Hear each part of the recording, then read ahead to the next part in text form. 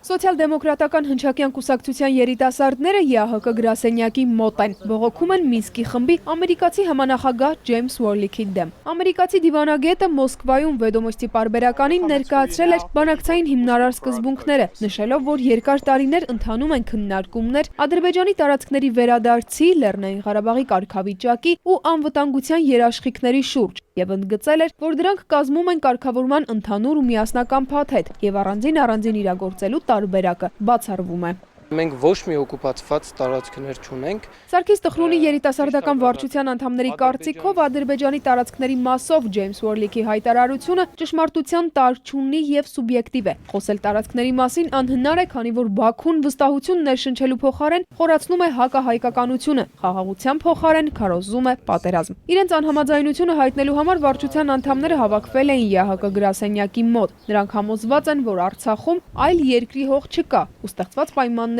այդ հարցը չի էլ կարող քննարկվել։ Մեր երիտասարդ 17-ան Միասնված Սականյանի սպանության ժամանակ դիվերսանտների ամբողջ դիվերսիոն խումբը անցավ, այստեղ սպանություններ արեց,